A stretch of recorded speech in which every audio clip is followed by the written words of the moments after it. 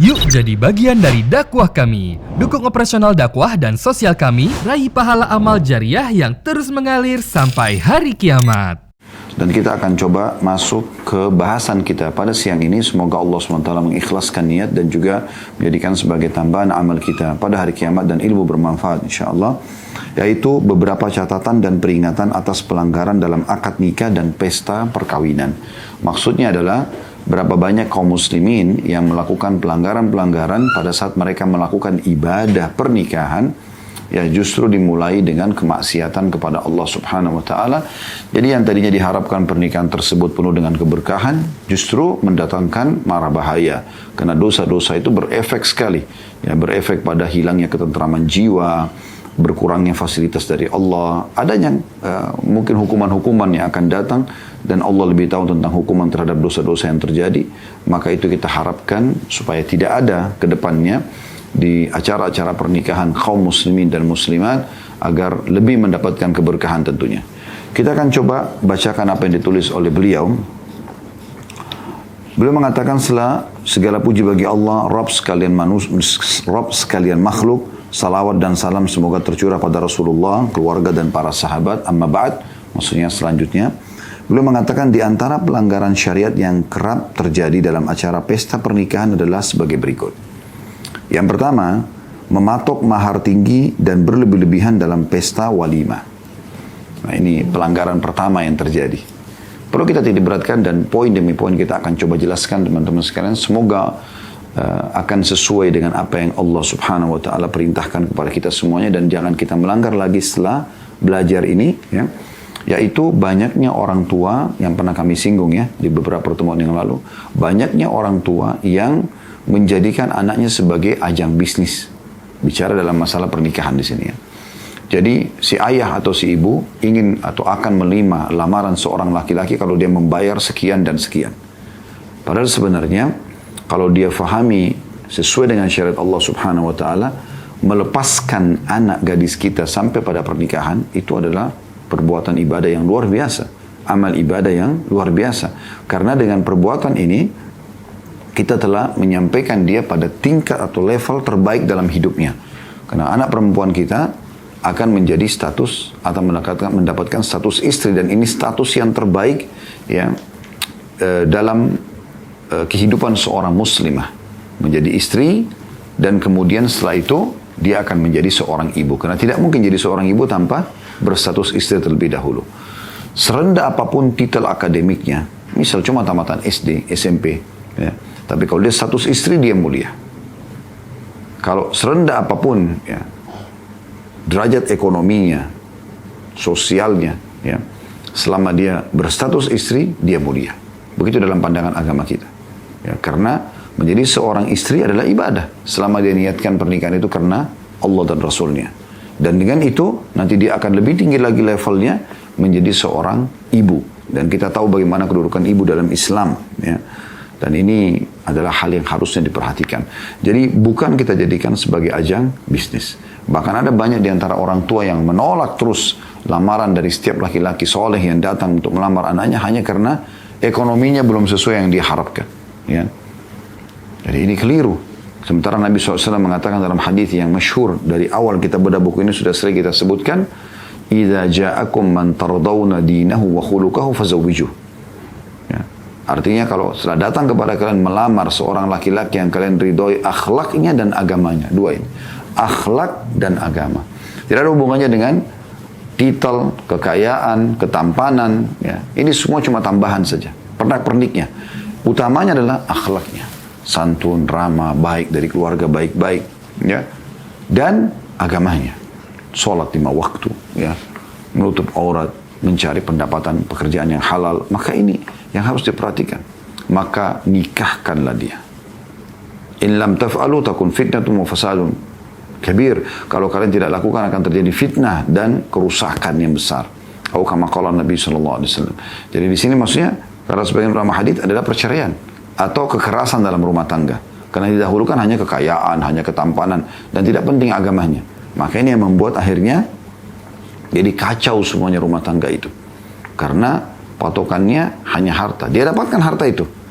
Anak Anda akan dibawa ke satu istana yang besar. Anda akan naik mobil mewah. Tapi jangan heran, ya, mungkin seminggu sekali, sebulan sekali anak Anda pulang dalam kondisi memar, ya, wajahnya kena ditampar, atau dia menangis karena suaminya selingkuh, atau dia dapatkan suaminya ya berzina sana sini, atau misalnya pulang dalam kondisi mabuk, ya, atau bahkan tidak pulang ke rumah sama sekali. Ya. Atau keluhannya tidak pernah sholat, ya, dibangunkan sholat malah marah-marah gitu kan. Tidak pernah mau tahu transaksi itu halal atau tidak. Semua pendapatannya dari riba, dari manipulasi, ya, dari sikut sana dan sikut sini, ya, pendapatan syubhat dan haram. Ya, muamalahnya semuanya muamalah orang non-muslim. Ya. Jadi akhirnya jauh sekali dari agama. Sementara kalau orang agamis beda sekali. Dia akan menjaga sholatnya, dia akan mengingatkan istrinya, dia akan melindungi istrinya. Ya. Karena Allah SWT perintahkan itu. Dia akan bekerja untuk memberikan nafkah semampu dia. Kata Nabi SAW, orang mukmin itu tidak akan menzalimi istrinya. Tidak akan menzalimi istrinya. Kalau dia mencintai seluruh hati. Kalau tidak, maka dia tidak akan menyakitinya. Tidak akan pernah dia katakan, saya tidak mencintai kamu.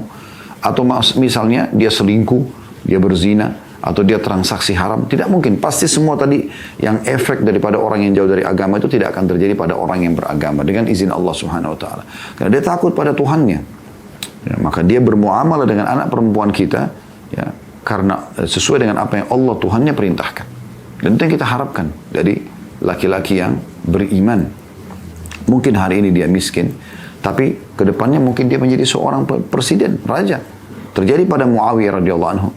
Pada saat ada seorang wanita yang menyampaikan kepada Nabi SAW, dia dilamar oleh Muawiyah, dan ada lagi satu, kalau tidak salah Abu Jaham, ya. Lalu Nabi SAW melarang untuk menikah dengan keduanya. Dan Nabi SAW mengatakan karena Muawiyah tidak punya harta. Artinya, masih ada orang yang saleh, yang punya pendapatan cukup, tapi tidak harus berlebihan.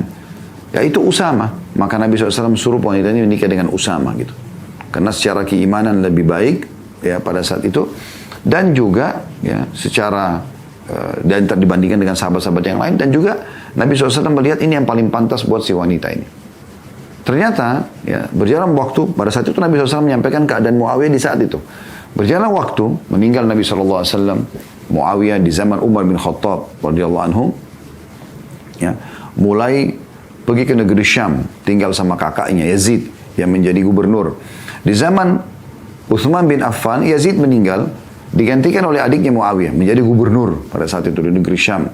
Dan dia menjadi gubernur 20 tahun. Ya, di negeri Syam itu. Setelah itu, setelah meninggalnya Ali bin Abi Thalib radhiyallahu anhu di tahun 40 Hijriah, Muawiyah menjadi raja. Dia mendirikan dinasti pertama dalam Islam dikenal dengan Umayyah atau Umayyah, ya. Maka ini teman-teman sekalian, kita bisa lihat bagaimana perubahan yang bisa terjadi kalau dari sisi ekonomi, ya. Tapi kalau sisi keimanan, maka itu diperlukan. Ya, kalau ekonomi bisa tiba-tiba dari miskin sekarang jadi lebih kaya, jadi orang kaya setelahnya gitu. Tapi kalau orang dari tidak paham agama kemudian tiba-tiba paham agama, ini butuh proses belajar, nggak mudah. Jadi kalau dari awal orang itu sudah menjaga agamanya, orang beragama, maka sudah sangat luar biasa karena pendapatannya, ya, pergaulannya, semua itu akan terkontrol oleh syariat Allah Subhanahu Wa Taala. Kemudian juga dikatakan berlebih-lebihan dalam pesta walimah. Ini masih masuk dalam poin pertama, ya. Maksudnya mubadzir. Ada orang buat acara sampai miliaran, sekian miliar untuk apa gitu? Mubadzir. Tentu di sini tolak ukurnya adalah mubadzir sesuai dengan keadaan ekonomi orang itu, ya. Misal contoh, kalau ada orang memang dasarnya dia miliarder, punya ratusan miliar, dia buat acara 1 miliar, masih masuk akal karena memang uangnya banyak dan memang tamunya banyak mungkin. Ini tidak masuk dalam bahasan kita. Tapi yang masuk dalam bahasan kita adalah ada orang yang tidak mampu. Dia tidak mampu. Kemampuan dia sebenarnya mungkin cuma mengadakan acara 10-20 juta saja. Tapi dia paksakan diri utang sana sini sampai menghabiskan 100 juta. Lalu kemudian dia mengadakan acara pesta buat anaknya misalnya. Atau mengadakan pesta buat diri dia sendiri. Ini mubadzir. Kenapa harus seperti ini? Sementara Nabi SAW memerintahkan kita untuk merayakan pesta, tapi kata Nabi SAW, aulim walau bisyad. Iklankan pernikahan itu walaupun dengan seekor domba saja. Semampu itu. Seekor domba 2 juta, 2 juta setengah, gitu kan. Tambah mungkin dengan makanannya segala macam, ya habis 10 juta mungkin udah cukup untuk kita undang orang-orang terdekat kita. Ya, dengan pesta yang sederhana. Maka jangan berlebihan dalam masalah seperti ini. Akhirnya harus utang, ya, ke sana sini, dan akhirnya setelah selesai pernikahan anak jadi terlilit utang. Itu terjadi gitu. Ya, ada beberapa jemaah yang akhirnya mengungkapkan itu pada kami gitu. Karena dia terlalu memaksakan diri, akhirnya dia punya utang sana sini. Karena dia memaksakan diri di luar daripada kemampuan dia. Tidak berjalan sesuai dengan kemampuan kita, saudaraku seiman. Ya. Tapi sekali lagi kalau misalnya tadi kita bahasakan orang itu dasarnya mampu, beda hukumnya. Dan tidak dihitung mubazir, kalau tadi dia punya ratusan miliar, dia ada kan bisa 1-2 miliar. Karena bagi dia itu kecil gitu kan. Dan memang tamunya banyak. Dia tidak taklif, tidak membebankan diri gitu. Nah, tapi itu pun tetap harus ada batasan-batasan yang jangan sampai ada tabzirnya, ya. Saya pernah melihat ada acara perkawinan gitu. Jadi dari tempat turunnya pengantin itu sampai ke pintu gedung saja, mungkin ukurannya cuma 2 meter atau 2,5 meter, ya. Itu ditaruh bunga melati di atasnya, nilainya 40 juta gitu. Allahu alam, kami melihat walaupun orang mampu, ini untuk apa gitu, ya. Mungkin orang mengeluarkan, ya, 1 juta, 2 juta, 3 juta, mungkin itu pun hanya untuk bunga melati saja, sepertinya tabzir gitu ya. Apalagi kalau sampai 40 juta, contoh, untuk apa ini? Nah ini juga masuk, walaupun orang mampu, dia harus perhatikan baik-baik. Dan dia keluarkan yang masuk akal. Masih lebih baik kalau dia, ya, menjadikannya sebagai makanan misalnya, atau dia jadikan sebagai hadiah bagi para pendatang, buku kumpulan doa, ya, zikir pagi petang misalnya, ya, yang bermanfaat. Ini juga masuk dalam masalah itu ya, misalnya souvenir-souvenir yang biasa dikasih untuk pengunjung. Untuk apa ini memberikan foto dia suami istri? Untuk apa di saat misalnya diberikan kepada orang yang hasad, ini bahaya sekali. Bisa kena penyakit ain. Kenapa nggak Anda berikan Al-Quran saja? Sehingga dia bawa pulang Quran atau sejadah, bermanfaat gitu kan. Bermanfaat. Saya dulu awal nikah, subhanallah, ada yang kasih saya sejadah gitu. Cukup bagus sejadahnya, dan lama kami pakai. Subhanallah, saya pakai sholat di rumah, sholat sunnah ya. Nah, saya berpikir, ini orang cerdas orang ini. Dia memberikan sejadah yang sebagai hadiah perkawinan, akhirnya kita pakai sholat. Dan setiap kali dipakai sholat, dia akan panen pahalanya. Sejadah yang bagus, yang tebal, itu bisa tahunan dipakai. Dan orang yang diberikan pun eman rasanya kalau dia tidak pakai gitu ya. Kalau memang dia sholat tentunya. Karena memang bagus sejadahnya. Contoh saja. Kenapa Anda tidak alihkan diri daripada Anda habiskan 40 juta pada hanya sebuah karangan bunga saja misalnya. Ini sayang sekali, ini contoh. Kemudian yang kedua, jadi yang pertama itu mematok mahar tinggi dan berlebihan dalam pesta walimah. Yang kedua, melarang melihat calon yang dipinang. Padahal Nabi SAW mengatakan, lihatlah dia. Diriwayatkan oleh Muslim atau Imam Muslim rahimahullah. Jadi di Indonesia tidak terjadi ini karena umumnya orang bisa melihat, ya. Karena kita lebih terbuka di Indonesia sehingga orang bisa melihat calon pasangannya di mall, di toko, dia datang berkunjung ke rumah, umum lah ya. Tapi ada sebagian di wilayah Timur Tengah, karena beliau ini hidup di Timur Tengah penulis, yang mereka tidak mengizinkan sama sekali untuk anaknya dilihat. Dan ini keliru, pelanggaran agama ini. Ya, ini karena kultur, bukan karena agama. Jadi mereka maunya anak perempuannya, sudah disebutin namanya si fulana, udah, ciri umumnya seperti ini selesai.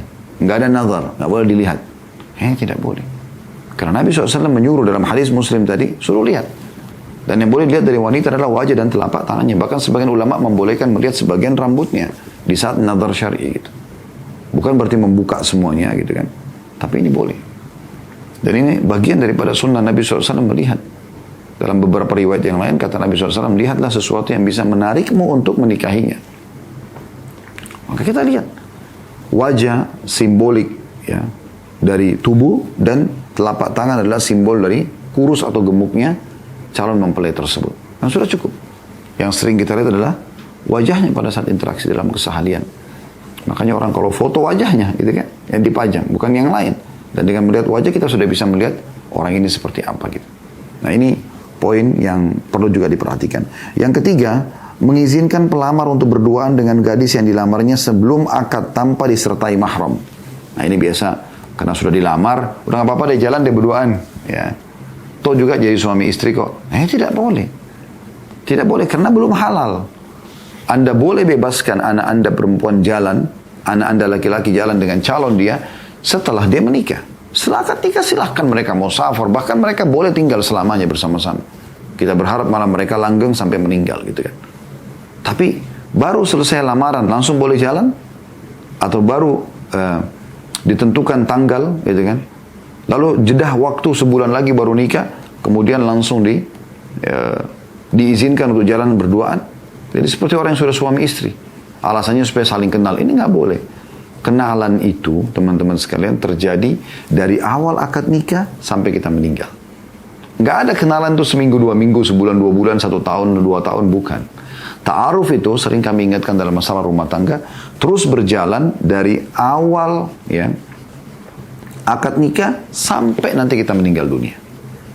Ada pola hidup, pola makan, pola fikir, ada karakter-karakter yang dibawa oleh si suami selama 30 tahun dia hidup, misalnya umurnya 30 tahun untuk dia nikah. Dan ada juga pola makan, pola fikir, ya, pola tidur, karakter-karakter si wanita, 25 tahun dia bawa, ya, yang terbiasa dia lakukan. Sekarang bersatu, maka tentu butuh adaptasi. Ya. Disinilah ta'aruf itu sebenarnya terjadi. Yang benar dan punya prinsip yang baik, punya karakter yang baik, ya, mengajarkan dan memandu pasangannya. Dan kalau pasangannya salah dia maafkan, yang salah tidak egois, dia menerima lalu kemudian dia coba mengubah menjadi lebih baik. Maka rumah tangga itu akan baik berjalan. Nah ini poin juga tidak kalah penting untuk bisa diperhatikan ya. Jadi tidak boleh kita membiarkan berjalan sebelum akad nikah. Nanti ta'arufnya berjalan dan memang pasti akan ada adaptasi itu. Sering kami berikan contoh. Sering kami berikan contoh kalau seandainya ada orang sudah 10 tahun berumah tangga. Mungkin Anda ikut acara ini, sudah ada yang sudah lama menikah, Masya Allah. Maka mungkin setelah 10 tahun istri Anda mengatakan, ini restoran kesukaan saya pada saat kita jalan di satu kota atau di satu tempat kita. Kita sebenarnya belum pernah dengar sebelum kita mengatakan, kok kamu baru bilang? Dia bilang, oh iya saya juga baru ingat. Itu wajar, walaupun sudah 10 tahun menikah. Bahkan mungkin 20 tahun menikah. Mungkin suami mengatakan, ini sepupu saya. Lalu si istri mengatakan, kok baru bilang? Sudah 20 tahun berumah tangga. Kata suaminya, saya juga baru ketemu lagi. Karena dia tinggal di Amerika, tinggal di Australia misalnya. Bisa terjadi, gitu kan. Atau ada pola makan. Si istri terbiasa disiplin di rumahnya oleh orang tuanya, sarapan pagi jam sekian, makan siang jam sekian, makan malam jam sekian. Si suami tidak. Orang tuanya tidak punya waktu khusus, yang mau makan silakan, yang tidak mau makan ya udah. Sekarang istri siapin sarapan, suami tidak biasa sarapan. Maka dia tidak menyentuh makanan istrinya. Ini kan butuh adaptasi. Istri jangan langsung tersinggung. Dia harus mengetahui, oh mungkin pola suami saya biasanya memang ya dia tidak sarapan. Kalau dia mengatakan maaf saya tidak sarapan, ya sudah. Besok-besok kita standby saja, tapi kalau dia minta baru kita bisa siapkan. Kalau tidak ya sudah gitu. Anda butuh sarapan, ada sarapan, tidak ada masalah. Ya ini contoh ya, kan butuh adaptasi. Mungkin si suami atau istri biasa rapi, kamar mandi semua itu tata rapi, sabun dan sampo habis dipakai tertutup rapi, semuanya rapi, handuk ditata rapi, ya, semuanya bersih gitu di kamar mandi. Ada salah satu pasangan tidak, habis pakai sampo tuh ditutup aja enggak, tumpah-tumpah dipakainya, gitu kan? Semuanya berantakan kamar mandi itu. Odol terbuka, ada yang tumpah di wastafel, jadi berantakan. Yang satu tidak suka, yang satu suka. Nah ini yang benar memberikan edukasi, penjelasan kepada pasangannya, kalau itu rapi itu begini-begini misalnya. Yang salah, ya jangan egois, dia harus bisa menerima. Nah terus ini, adaptasi ini terus berjalan. Sampai bahkan kita meninggal dunia, saudaraku simak. Ada orang yang belum bisa mengubah karakternya, bahkan sampai dia sudah meninggal. Pada saat ditanya pasangan-pasangannya mengatakan, oh dia baik, cuman dia memang kadang-kadang orangnya masih keras, ya. Egois dan seterusnya. Nah ini ta'aruf yang sebenarnya. Jadi bukan sebelum nikah, bukan. Kemudian yang keempat, melarang seorang gadis menikah dengan lelaki yang cocok dengannya. Padahal Nabi SAW bersabda, apabila datang kepada kalian seorang pemuda yang kalian sukai agama dan akhlaknya, maka nikahkanlah dia dengan putri kalian. Diriwayatkan oleh Tirmidzi dan ia berkata hadits ini hasan. Artinya tidak ada salahnya kalau anak perempuan kita cenderung pada seseorang, tapi tidak ada pelanggaran agama ya. Misalnya dia mengetahui seorang figur, dai, atau seorang tokoh masyarakat, atau seseorang yang memang pernah waktu kecil dia kenal gitu, ya, anak tetangga, sepupu dia misalnya, ya, yang bukan mahram tentunya di sini. Terus tiba-tiba melamar dan dia suka. Kata kuncinya kita sebagai walinya, sebagai orang tuanya, ayahnya terutama, kalau seandainya kita mengetahui ternyata memang anak ini yang disukai oleh anak perempuan kita, agama dan berakhlak dan beragama, cukup kita terima lamarannya. Jangan kita egois, enggak. Harus yang ayah suka, harus yang ibu suka. Loh, yang mau menikah siapa ini? Kan anak kita. Beda kalau memang anak itu tidak cenderung dengan seseorang, ya. Ya udah kita pilihkan dan dia setuju, alhamdulillah. Tapi kalau tidak, ada kecenderungan yang kita lihat. Kalau misalnya orang itu memang jauh dari akhlak Islam, jauh dari agama, maka Anda berikan masukan kepada anak Anda sesuai dengan apa yang disampaikan oleh Nabi SAW. Kalau kita harus menikah dengan laki-laki yang punya akhlak dan agama. Ini loh buktinya dia jauh dari akhlak Islam misalnya. Ya, contoh kita berikan gambaran. Yang kelima, pelanggaran juga menikahkan putri sendiri dengan lelaki yang tidak sholat. Apalagi orang kafir. Ya. Sebagaimana Allah SWT berfirman dalam surah Al-Mumtahinah ayat 10. Di sini tulis terjemahnya, mereka tidak halal bagi orang-orang kafir itu dan mereka orang-orang kafir itu tidak halal bagi mereka. Lahunna hillun lahum walahum yahilluna lahun. Jadi ini ayat ini sebenarnya turun tentang beberapa wanita-wanita muslimah yang hijrah dari Mekah ke Madinah. Suami-suami mereka tidak mau masuk Islam. Suami mereka tidak mau masuk Islam. Maka mereka hijrah ke Madinah. Tersebarlah isu kalau Nabi Muhammad SAW dan muslimin mengambil istri-istri mereka. Bagaimana ini? Suami dalam keadaan kafir. Istrinya masuk Islam, istrinya hijrah ke Madinah. Maka Allah turunkan firman Allah ini. Tidak boleh kembalikan wanita muslimah ini kepada suami-suami mereka sampai mereka beriman. Sampai mereka beriman. Karena tidak halal mereka berhubungan biologis lagi.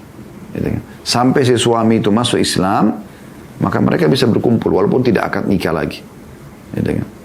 Tapi kalau dia tidak mau, maka bagi laki-laki muslim yang ingin menikahi wanita-wanita ini, mereka mengembalikan mahar laki-laki kafir itu, kemudian melewati masa iddah baru kemudian dinikahi oleh laki-laki muslim sebagaimana terjadi pada sebagian wanita muslimah. Kalau Anda bertanya, di poin kelima kan Ustaz di sini dikatakan menikahkan putri sendiri dengan lelaki yang tidak sholat. Apa hubungannya dengan dalil ini? Dalil ini menyebutkan tentang orang kafir.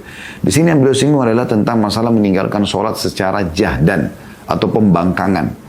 Karena kan hukum meninggalkan sholat ada dua. Ada meninggalkan sholat jahdan, bangkang, nggak ada sholat itu. Maka ini hukumnya kufur. Karena dia memungkiri salah satu dari rukun Islam. Kalau dia ini mutlak, ini dianggap seperti orang kafir. Karena kata Nabi SAW, ya, perbedaan dasar antara kami dengan sholat, perbedaan dasar antara kami orang muslim dengan orang kafir adalah sholat. Siapa yang meninggalkannya maksudnya secara bangkang nih. Mirip orang kafir, dianggap tidak penting masalah sholat, tidak perlu. Ya. Maka itu telah kufur. Tapi kalau dia tinggalkan sholat takasulan, malas-malasan, maka ini hukumnya tidak sampai kufur, tapi dosa besar. Ini pun tetap juga tidak layak untuk menjadi anak mantu. Ya. Karena sholat adalah rukun Islam. Itu awal amal yang dihisab hari kiamat. Tolak ukurnya mencari anak mantu di masjid, di saf-saf awal itu. Kemudian yang keenam, bercampurnya pria dan wanita di sebagian lokasi perkawinan saat si suami ingin menjumpai istrinya. Artinya gini, biasanya kan setelah akad nikah, di akad nikah itu kan laki-laki semuanya, itu idealnya ya. Wanita di mana? Di ruangan tersendiri. Kalau sekarang sudah ada media, alhamdulillah kita bisa pakai layar, mereka menyaksikan akad nikah tersebut. Setelah selesai, biasanya si laki-laki ini menemui istrinya. Ya.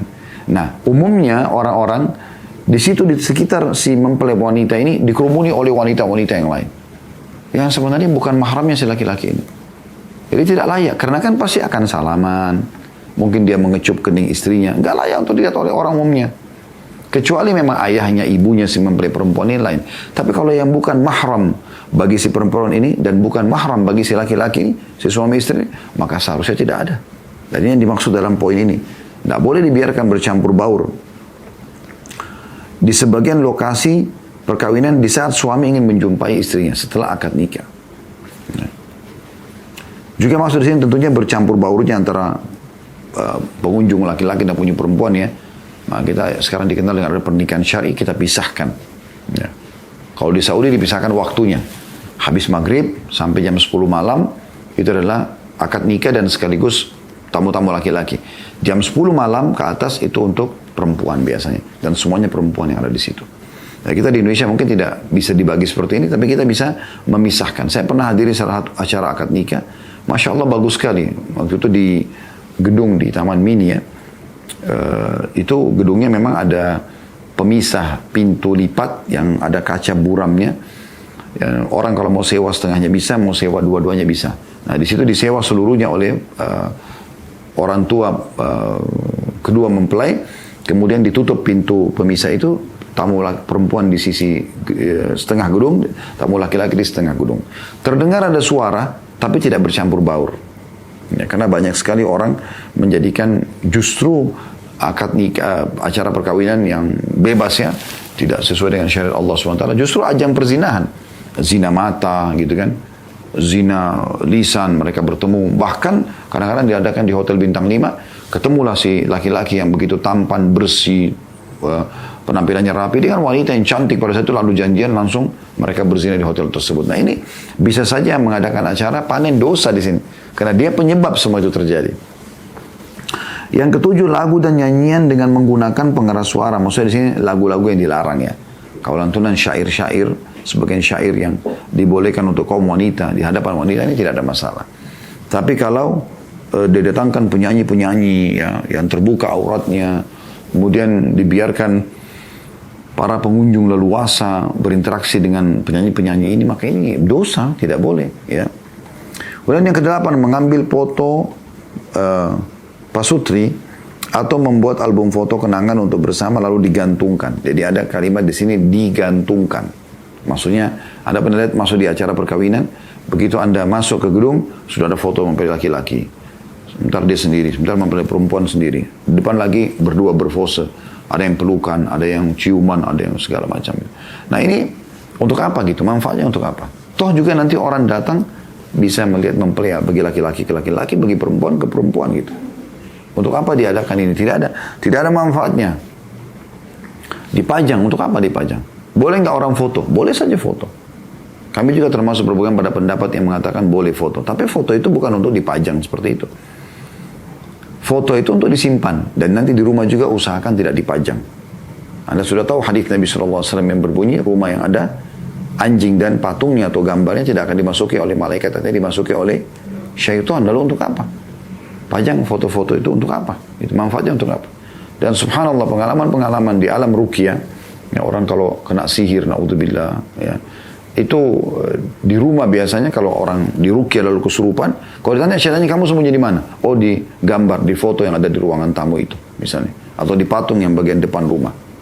Jadi memang itu dari tempat-tempat mereka, sebagaimana memang Nabi SAW melarang, mereka tidak masuk, maka berarti syaitan yang akan masuk. Yang kesembilan, menggunakan gendang, padahal yang dibolehkan hanya menggunakan rebana. Itu pun khusus bagi para wanita saja. Ya maksudnya alat musik secara umum ya. Ini dianjurkan untuk ditinggalkan, karena memang yang dibolehkan itu adalah rebana bagi wanita, wanita dengan wanita, gitu kan. Yang ke-10, begadang dengan melakukan berbagai macam permainan sambil menggunakan alat-alat musik, bernyanyi riang dengan menggunakan biduan dan biduati ya, atau biduanita ya, yang akhirnya menyebabkan mereka terlambat sholat subuh. Ini umumnya tadi seperti kita singgung, penyanyi-penyanyi datang ya, biduanita ya, datang misalnya ya, ini menyanyi dengan terbuka aurat gitu kan, sambil bermesraan di atas panggung. Nah ini semua hanya membuat dosa-dosa yang tersebar di tengah-tengah pernikahan. Padahal diharapkan pernikahan ini penuh dengan berkah. Bagaimana bisa berkah saya dimulai dengan kemaksiatan seperti ini? Yang ke-11, kaum wanita yang berdandan bebas dan memperlihatkan wajah di hadapan kaum lelaki non-mahram. Padahal wanita itu adalah aurat dan godaan. Nabi SAW mengatakan itu. Dalilnya ya, kalau wanita itu adalah aurat. Aurat memang dia. Kalau dia keluar, maka istashrafaha syaitan. Syaitan akan mengintainya dengan jeli. Ya. Kalau perempuan keluar itu. Mau tua, mau muda, mau jelek, mau cantik, mau kaya, mau miskin. Semuanya akan digoda oleh syaitan. Maka Islam menyuruh untuk menutup itu. Untuk apa teman-teman sekalian? Wanita didandani dengan rapi, dengan cantik, lalu kemudian dipajang di depan tamu laki-laki. Untuk apa ini? Lalu bagaimana caranya Ustaz? Memang dipisah. Mempelai laki-laki berada di tamu laki-laki, dipisah. Mempelai perempuan ada di tamu perempuan. Emang sudah begitu lebih baik. Daripada dipajang dua-duanya di atas panggung, lalu orang leluasa menikmati kecantikan si wanita tersebut, atau wanita menikmati ketampanan si laki-laki. Apa gunanya nih? Ya kan? Bisa memunculkan ain, hasad orang lain. Ya, memang dipisah. Itu jauh lebih baik. Sehingga wanita yang melihat cuma wanita, laki-laki yang melihat cuma laki-laki. Ya, kami pun pernah mengadakan itu ya. Secara syar'i dipisah, maka laki-lakinya berdiri di kuadai dia sendiri dengan ada kursi, lalu dia menyambut tamu yang salaman di panggung yang dibagi dua, setengah panggung lagi wanita dengan tamu-tamu wanitanya. Yang ke-12, menyewa penabuh genderang dan biduanita serta mengeluarkan biaya besar untuk mengundang mereka. Ini mirip kurang lebih dengan poin ke-10 ya, tapi poin 10 tadi tentang masalah sampai begadang. Kalau ini hanya uang yang dikeluarkan itu. Sampai kadang-kadang mengundang seorang penyanyi bayar puluhan juta, ratusan juta.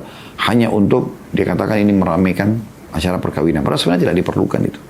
Semua itu tidak diperlukan ya. Anda lebih bagus mengadakan secara syar'i. Ya. Secara syar'i yang, ya apa namanya, dia orang, maksudnya kalau tanpa musik yang ribut ini, tanpa orang bisa leluasa ngobrol. Itu sudah dengan syar'i. Tamu-tamu bisa kenalan. Kadang-kadang ada acara perkawinan karena besarnya speaker, musik-musik yang ada. Tidak bisa orang ngomong. Teriak-teriak, tanya kabar aja susah. Gitu kan. Maka ini kita alahkan ya. Daripada menyewa semua alat-alat musik ini yang mahal, Anda bisa bagikan tadi Al-Quran, sejadah, buku-buku agama kepada para pengunjung ya. Yang ke-13, menikah dengan cara syigar, yakni seorang lelaki menikahkan wanita asuhannya dengan mahar berupa akad lain, yakni menikahkan anak lelakinya dengan putri besannya tersebut ya. Lebih kepada kalau ada orang misalnya memberikan syarat, saya nikahkan kamu sama anak perempuan saya, tapi kamu nikahkan saya sama anak perempuanmu. Nah, ini tidak boleh dalam Islam. Yang ke-14, memaksa wanita asuhan atau putri sendiri untuk menikah dengan lelaki yang tidak disukainya. Tadi sudah dijelaskan di poin sebelumnya sebenarnya. Jadi dibiarkan wanita itu menikah sama yang dia sukai kalau memang berakhlak dan beragama. Nah di poin sini ke-14 lebih kepada nggak boleh maksa. Nggak, pokoknya ayah sudah nikahkan kamu sama si fulan, kamu harus terima. Kecuali memang di saat wanita itu mengatakan terserah ayah, mau nikahkan sama saya akan terima. Nah itu lain. Ya. Yang ke-15, para wanita mengenakan pakaian mini, sempit dan transparan sehingga mereka berpakaian tapi telanjang. Maksudnya baik itu mempelainya ataupun yang mendampingi mempelai-mempelai tersebut ya, dari kerabat-kerabat memang sengaja diberikan pakaian seragam semuanya seksi-seksi gitu kan. Nah ini juga melanggar agama. Bagaimana diharapkan pernikahan penuh dengan berkah ada maksiat seperti ini. Setiap laki-laki yang melihat wanita-wanita tersebut akan dapat dosa, dan yang punya acara juga akan dapat dosa. Dan ini ada penyebutan dalam hadis Nabi SAW di poin ke-15 ini ya. Kata Nabi SAW, 2 penghuni neraka yang belum pernah aku lihat, maksudnya di masa hidupku. Yang pertama adalah kelompok orang yang membawa cambuk dari ekor-ekor sapi yang memukul orang gitu. Karena kezaliman ini para pengawal-pengawal raja zalim gitu ya. Sehingga orang tidak bisa menghalangi jalan mereka dan segala macam gitu. Atau memungut upeti secara paksa misalnya. Yang kedua adalah wanita yang ya, mereka berpakaian tapi telanjang kata Nabi SAW. Bagaimana itu ketat sekali. Celananya ketat, ya, atau terlalu pendek, terbuka auratnya, ketat badannya, ya, segala macam. Pokoknya orang sudah tahu badannya seperti ini. Jadi, itu kan sama dengan membuka aurat sebenarnya. Yang kepala mereka seperti punuk unta, ya. Mereka condong dan mencondongkan, maksudnya mereka sengaja memang untuk menggoda dan akhirnya digoda, gitu. Mereka tidak akan mencium bau surga. Jadi ada larangan dalam masalah ini. Yang ke-16, pelanggarannya menggunakan cincin kawin dari emas dengan keyakinan sebagian orang bahwa itu sebagai pengikat antar pasutri. Ya, jadi ini tradisi orang-orang kafir ya, bukan orang muslim. Mereka tukaran cincin emas. Pertama, laki-laki tidak boleh pakai cincin emas. Ya. Yang kedua, perempuan boleh pakai cincin emas, tapi permasalahannya adalah yang kedua di sini, ini tradisi-tradisi orang non-muslim. Mereka menggunakan cincin pengikat. Padahal dalam Islam bukan itu. Pengikatnya adalah kalimat akad nikah itu. Jadi orang di negara-negara non-muslim itu, kalau mau mengajak selingkuh orang, maka dia lihat, oh pakai cincin berarti sudah punya suami atau sudah punya istri. Begitu simbolnya. Kalau kita tidak seperti itu. Memang orang mukmin itu jujur apa adanya, dia sudah menikah, dan dia tahu zina atau selingkuh itu haram. tanpa harus ya ada konsekuensi yang lain. Misalnya, oh ya, kalau saya pakai cincin berarti saya bisa tidak bisa selingkuh. Kalau saya buka cincin berarti saya bisa selingkuh. Enggak.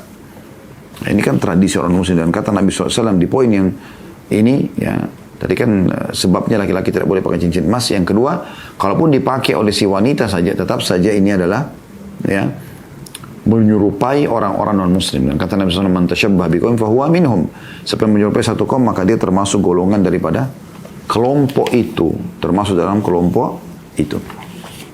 Yang ke-17, mengucapkan kata selamat jahiliyah ya, dalam kurung semoga rukun dan banyak anak misalnya. Sementara ucapan selamat yang disyariatkan adalah barakallahu laka wa baraka alaika wa jama' bainakuma fi khair. Semoga Allah memberkahi dirimu dan memberkati pernikahanmu serta mengumpulkan kalian dalam kebaikan. Hendaknya menjauhi ucapan-ucapan selamat yang biasa dilontarkan oleh orang-orang jahiliyah. Ya. Apa saja itu? Islam mengajarkan ini. Ini aja diucapin terus. Barakallahu laka wa baraka alaika wa jama' bainakuma fi khair. Bisa juga barakallahu lakuma wa baraka alaikuma wa jama' bainakuma fi khair. Kurang lebih sama maknanya ya. Semoga Allah berkahi. Nah, jadi kita minta pernikahan ini Allah berkahi. Berkah itu artinya menjadi pencukup atau kebahagiaan, kebutuhan biologis, kebutuhan untuk anak-anak ya. Dan juga wa baraka alaika, dan semoga lebih diberkahi lagi. Pasangan diberkahi, pernikahan juga diberkahi seluruhnya. Wa jama' bainakuma fi khair, dan semoga selalu kalian disatukan dalam kebaikan. Ini yang selalu kita ucapkan. Ini sunnah Nabi SAW. Ya. Kemudian yang ke-18, bepergian ke luar negeri atau yang disebut dengan bulan madu. Yang dimaksud di sini adalah pergi ke negara-negara non-muslim ya, yang akhirnya jauh dari sholat, ya, jauh dari pemandangan-pemandangan yang maksudnya dekat sekali dengan pemandangan yang diharamkan. Kalau dia tutup aurat pun, dia pergi ke negara non-muslim, maka dia keluar, pada saat keluar dia akan lihat banyak pemandangan yang haram, gitu kan? Banyak pemandangan yang haram. Dia boleh bulan madu, boleh bulan madu. Walaupun istilah bulan madu dalam Islam sebenarnya tidak ada ya. Karena Nabi SAW memberikan hak gadis 1 minggu full bersamanya. Memberikan hak janda 3 hari full bersamanya. Ia dikenal dalam Islam. Tidak ada 1 bulan full dikatakan bulan madu. Tapi 1 minggu anak gadis, 3 hari janda. Seperti itu yang ada dicontohkan Nabi SAW. Pada saat beliau menikahi Aisyah sebagai anak gadis dan menikahi istri beliau yang lain janda, dengan pola yang sama 3 hari diberikan waktu. Selebihnya Nabi SAW beraktivitas seperti biasa. Walaupun boleh saja orang kalau masih mau menikmati waktu, tapi jangan dipatok itu. Oh, sebulan dikenal dengan bulan madu. Enggak.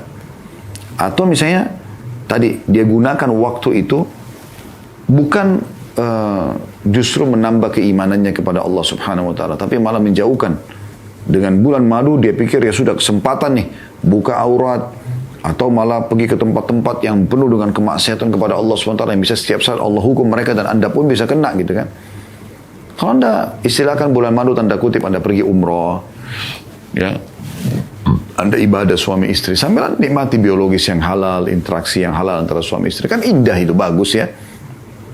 Ataupun kalau darurat anda pergi ke negara-negara muslim sambil anda tahu negara itu terjaga gitu kan, misalnya tidak akan merusak iman anda, itu sangat bagus, tidak ada masalah ya. Tapi kalau ke tempat-tempat yang bisa membuat iman anda turun, maka ini jangan. Kemudian yang ke-19, menyewa hotel dan gedung pertemuan dengan biaya yang tinggi. Ini tadi kalau melampaui kemampuan. Saya sudah tadi berikan tolok ukurnya. Kalau seandainya teman-teman sekian orang itu punya ratusan miliar, dia sewa gedung, dia biaya mobil segala macam, memang mencapai 1-2 miliar, 5 miliar. Mungkin bagi dia itu kecil karena memang tamunya banyak. Dan memang dia butuh sesuai dengan jabatan dia, itu tidak ada masalah. Karena dia mampu. Tapi kalau orang tidak mampu sampai utang-utang akhirnya supaya namanya saja harum, sewa gedung yang mahal, habis itu dia pusing untuk mengembalikan uangnya, ini tidak boleh. Ya. Tapi umumnya orang kalau menyewa gedung, ya, hotel, boleh saja dalam Islam. Tapi jangan sampai di atas kemampuan dan berlebih-lebihan. Kemudian yang ke-20 kata beliau menggunakan desainer perkawinan, yakni menyewanya dengan harga mahal dan masuknya kaum lelaki menemui para wanita dalam keadaan terbuka wajahnya atau tubuhnya. Ya. Jadi maksudnya boleh nggak kita sewa baju seperti umumnya biasa pernikahan ya, lalu ada biasanya orang fitting ataupun dia coba mengukur badannya pakaian itu, dan laki-laki sama laki-laki, perempuan sama perempuan, mana ada masalah. Tapi kalau sampai pada tingkat menyewa jasa khusus dan laki-laki datang sampai dia yang mengukur baju perkawinan, baju pengantinnya si mempelai perempuan dengan pakaian yang terbuka, bahkan sebagian tubuhnya terbuka, auratnya terbuka, lalu kemudian dia yang mengukur perutnya, dia yang mengukur ya ukuran lengannya dan seterusnya, ini pelanggaran agama terjadi. Dia bukan mahram laki-laki itu. Dan kenapa harus seperti ini? Kenapa nggak cari yang muslimah, ya, yang wanita juga yang melakukannya gitu, supaya tidak terjadi pelanggaran agama.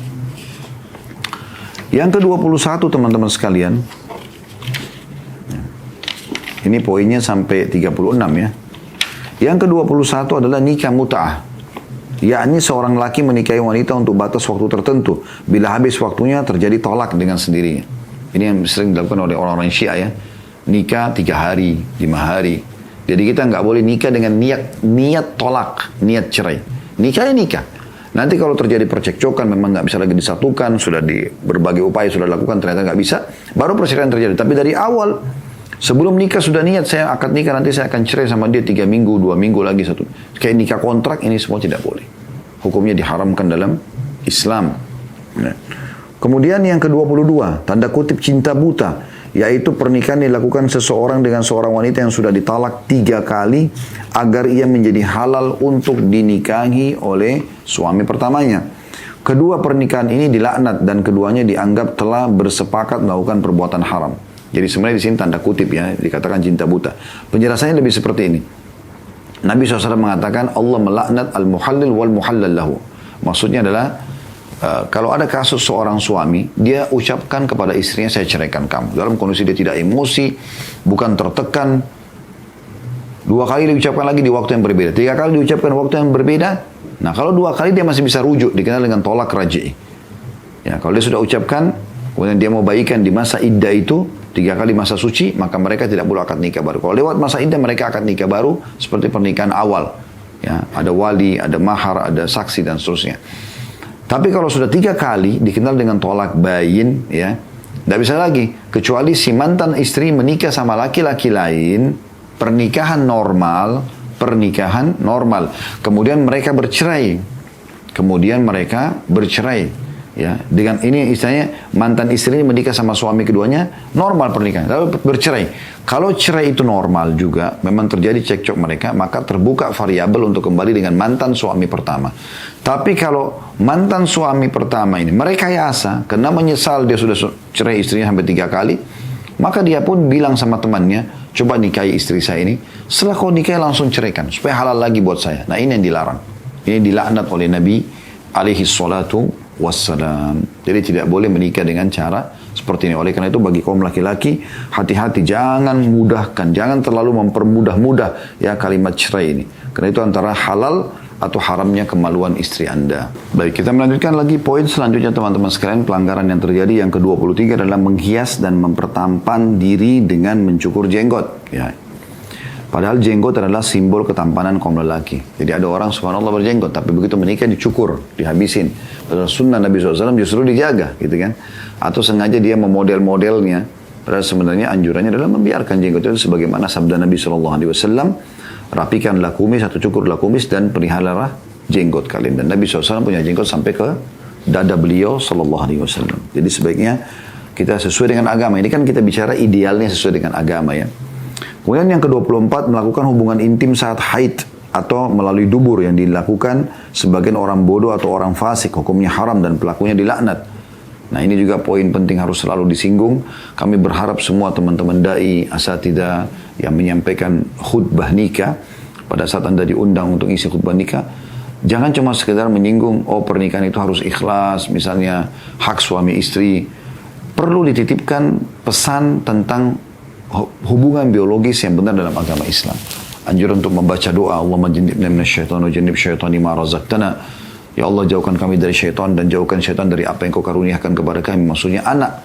Kata Nabi SAW, kalau dikarunia anak dari hubungan biologis tersebut, maka syaitan tidak akan membahayakan anak itu. Ini harus diingatkan. Ingatkan tidak boleh menggauli kemaluan di saat haid dan nifas, dan tidak boleh menggauli dubur. dari dubur. Ya. Hukumnya dilaknat. Kata Nabi SAW, siapa yang mendatangi istrinya, menggauli istrinya pada saat haid, di sini masuk dalamnya nifas, ya, atau dubur, atau mendatangi dukun, maka dia telah kufur kepada apa yang diturunkan kepada Muhammad SAW. Jadi ini bahaya. Dalam hadis lain memang dilaknatnya diangkat berkah hidupnya. Maka interaksi biologis harus benar. Ya, setelah Anda akad nikah, lakukan pada tempat yang Allah perintahkan, yaitu kemaluan saja. Yang ke-25, larangannya atau pelanggarannya mengerik alis yang dilakukan sebagian wanita untuk mempercantik diri. Hukumnya juga haram dan pelakunya dilaknat. Sebagaimana hadis Nabi SAW. Allah melaknat orang yang mengerik atau menato alisnya ataupun mencabutnya gitu kan. Beda kalau memang ada hal-hal tertentu, seperti misalnya terjadi operasi di titik tertentu yang mengharuskan dia, misalnya daerah keningnya luka, ya, dioperasi, maka ada sebagian yang harus dipotong. Itu ada uzur beda. Tapi kalau tidak ada hanya untuk kecantikan, tidak boleh. Allah sudah tahu alis seperti itulah yang paling pantas untuk wajah Anda. Maka harusnya diterima itu. Ini dilarang. Nabi SAW melaknat itu. Artinya didoakan akan diangkat hidupnya, berkah hidupnya. Yang ke-26, memanjangkan kuku yang dilakukan sebagian wanita, mewarnainya dengan kutek. Ini sama saja dengan merubah ciptaan Allah Azza wa Jal dan meniru orang-orang kafir, selain juga bertentangan dengan fitrah yang mengharuskan wanita memotong kukunya. Selain itu, perbuatan tersebut juga menghalangi air wudhu ke kulit ketika berwudhu. Jadi, kuku ini anjurannya adalah dipotong. Yang sudah beda warna ya, sudah beda warna. Kita tahu ada 2 warna biasanya, kalau sudah lebih sedikit maka dipotong. Laki-laki dan perempuan sama. Kata Nabi SAW, 5 fitrah, 5 hal yang harus dijaga oleh seorang muslim. Khitan, sunat, kemudian memotong kuku, ini bagi laki-laki dan perempuan, mencukur bulu ketiak, mencabut bulu ketiak, mencukur bulu kemaluan, dan merapikan kumis. Ini yang terakhir bagi laki-laki. Jadi ini harus diperhatikan. Jadi bukan sengaja malah dipanjangkan kukunya, keluar, lalu dianggap itu sebuah kecantikan. Ya. Ini mencontoh orang-orang non-muslim. Kalau kita disuruh potong gitu. Dan memakai kutex itu biasanya menahan air wudhu. Lalu bagaimana caranya? Boleh pakai pacar, henna. Karena henna ini umumnya boleh dipakai dalam agama Islam. Dan ulama memfatwakan boleh gitu kan. Ya, jadi itu boleh diwarnai kukunya, tapi bukan kuku yang lebih. Tapi kuku yang umumnya ini ya. Sama dengan jari-jari biasanya juga diukir untuk mempercantik wanita tersebut, itu masih dibolehkan. Kemudian yang ke-27, berlebihan dan bermewahan dalam berpakaian, mengenakan baju-baju spesial dan pakaian kebesaran. Misalnya, wanita itu biasa baju perkawinan cukup baju yang indah ya, menampakkan dia seorang wanita, mempelai wanita iya. Tapi kalau sampai panjang 5 meter, 3 meter ke belakang, ya, untuk apa ini? Mubazir gitu. Ini tradisi orang non-muslim ya, tidak boleh diikuti masalah ini. Ya. Atau ada orang mubazir sekali mungkin, terlalu berlebihan, hanya baju yang mirip, tapi karena ini adalah dari satu toko yang dianggap lebih mewah, padahal sebenarnya sama saja, tapi akhirnya dia keluarkan dana yang sangat besar. Atau mahkota yang dipasang di kepala, harus dipasang tapi harganya sekian miliar. Maksudnya untuk apa semua ini? Bayangkan kalau sekian miliar itu Anda keluarkan untuk busana Anda berikan Al-Quran yang Anda bagikan kepada semua orang yang datang. Berapa banyak manfaat yang bisa didapatkan, pahala dan keberkahan dari pernikahan itu. Kemudian yang ke-28, wanita-wanita muslimah yang meniru para penari kafir dan fasik. Rasulullah SAW mengatakan, siapa yang menyerupai satu kaum berarti termasuk golongan mereka. Yang biasa ada wanita menari-menari ya, untuk merayakan perkawinan, akhirnya ikut-ikutan seperti orang kafir, pakai musik-musik dan segala macam. Ya umumnya dilarang dalam agama Islam. Yang ke-29, kaum wanita yang memangkas rambutnya seperti pria, atau kaum lelaki yang memanjangkan rambutnya seperti wanita. Ya. Jadi ada wanita-wanita kadang-kadang dalam pernikahan pun dipotong rambutnya sampai seperti laki-laki. Ini kan tidak boleh. Atau sebaliknya, laki-laki yang sengaja memanjangkan rambutnya tapi sudah seperti wanita. Dan itu dianggap tidak ada masalah. Ini tidak boleh. Karena Nabi SAW hanya membiarkan sampai di ujung kuping atau sampai di pundak saja. Lebih daripada ini berarti sudah tidak sesuai dengan contoh Nabi SAW. Dan umumnya tidak boleh menyerupai laki-laki dan perempuan. Karena kata Nabi SAW, Allah melaknat laki-laki yang menyerupai perempuan, perempuan yang menyerupai laki-laki.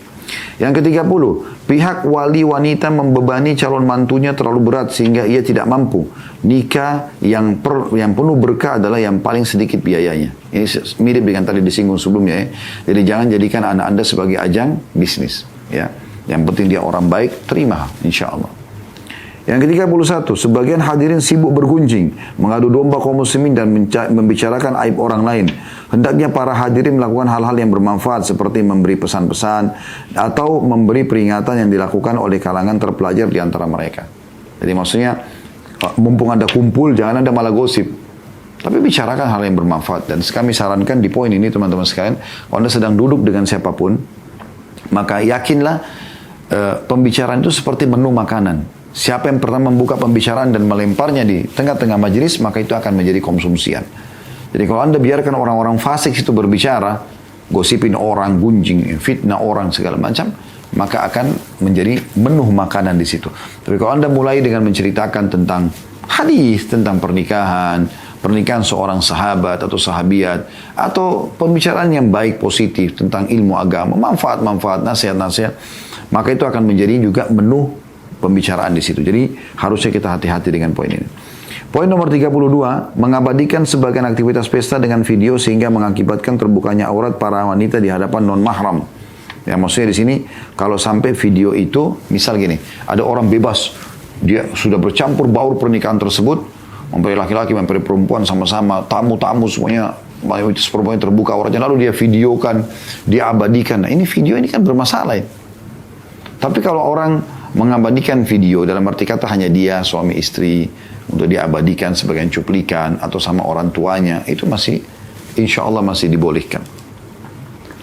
Ke-33, meninggalkan adab-adab nikah dan doa-doa yang disyariatkan kepada pasutri di malam pengantin. Ya, seperti misalnya awal bertemu kan sunnahnya si laki-laki memegang ubun-ubun wanita sambil mengucapkan apa? Ya, Allahumma inni as'aluka khairaha wa khaira ma jubilta 'alaiha wa a'udzubika min syarriha wa syarri ma jubilta 'alaiha. Ya Allah, aku minta kebaikan wanita ini dan kebaikan yang telah kau bebankan pada dia, dan aku berlindung dari keburukannya dan keburukan yang kau bebankan pada dia.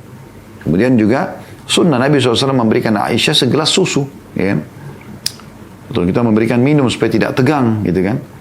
Kemudian memulai dengan pembicaraan-pembicaraan yang baik, dan lebih baik lagi dimulai dengan sholat 2 rakaat. Boleh, laki-laki dianjurkan, kalau perempuan mau ikut boleh, tidak ada masalah. Mereka sholat berdua. Niatkan sholat ya, yang disunnahkan Nabi SAW pada saat masuk di malam pertama itu. Dan setelah itu, memulainya dengan kata-kata yang baik, yang santun, ya, saling mengingatkan manhaj dan tujuan. Kemudian bercumbuan dengan baik, lalu kemudian baru ada pelampiasan biologis yang dihalalkan. Jadi tidak seperti serigala yang kelaparan, ya, harus langsung menyerang begitu saja dan akhirnya jadi berantakan semuanya, meninggalkan adab-adab yang harus dijaga gitu. Yang ke-34, pergi ke salon-salon kecantikan padahal banyak sekali efek buruknya terhadap tubuh dan kulit. Misalnya dia luluran satu badan, padahal yang lulur dia wanita juga memang sebenarnya, tapi wanita ini tidak boleh melihat aurat dia. Kenapa Anda tidak lulur sendiri gitu? Sementara itu kan tidak boleh, kecuali kedokteran, misalnya Anda harus berobat di dokter, harus operasi segala macam, atau diperiksa, itu lain. Tapi kalau tidak, ini tidak boleh, gitu kan? Bahkan kadang-kadang sampai waxingnya, sampai mencabut bulu kemaluan, segala harus orang lain yang melakukan. Ini kan terbuat aurat, ini tidak dibolehkan. Yang ke-35, meniru barat dalam pesta pernikahan dan bergaya atau dengan berbagai gayanya. Padahal kita dilarang untuk meniru dan menyerupai mereka. Ya, banyak situ acara-acara yang biasa kadang-kadang dipakai seperti itu ya. Ya, meniru gaya-gaya orang-orang non-muslim, padahal ini semua dilarang, terbukanya aurat, pesta musik, dan segala macam hal yang umumnya sudah kita singgung tadi. Yang terakhir teman-teman sekalian ke-36 adalah menyembelih terlalu banyak hewan, ditambah lagi dengan menghidangkan banyak makanan dan minuman. Namun kemudian tidak bisa dimakan karena begitu banyaknya, sehingga dibuang-buang di tong sampah. Padahal di tempat lain banyak orang yang mati kelaparan. Itu adalah perbuatan haram dan termasuk perbuatan mubadzir dan membuang-buang harta. Sementara Allah tidak menyukai orang yang mubadzir. Allah Azza wa Jalla mengabarkan bahwa mubadzir itu adalah teman syaitan, yakni meniru syaitan dalam membuang harta dan membelanjakannya tidak sesuai dengan tuntunan syariat.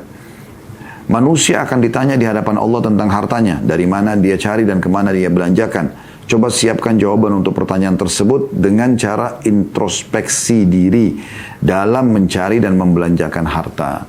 Lalu kata beliau, semoga Allah SWT selalu memberikan taufiknya. Semoga salawat dan salam selalu terlimpah kepada Nabi Muhammad SAW, keluarga dan juga para sahabat beliau. Jadi ini ke-36 poin yang menurut beliau adalah pelanggaran syar'i. Dan yang terakhir ini adalah masalah tentang tidak bolehnya seseorang itu mubadzir. banyak makanan yang dibuang-buang ya. Jadi kalau ada makanan, maka makanan itu diberikan, bagikan kepada orang ya, dan diambil atau dibeli secukupnya. Dibeli secukupnya, Allahu alam.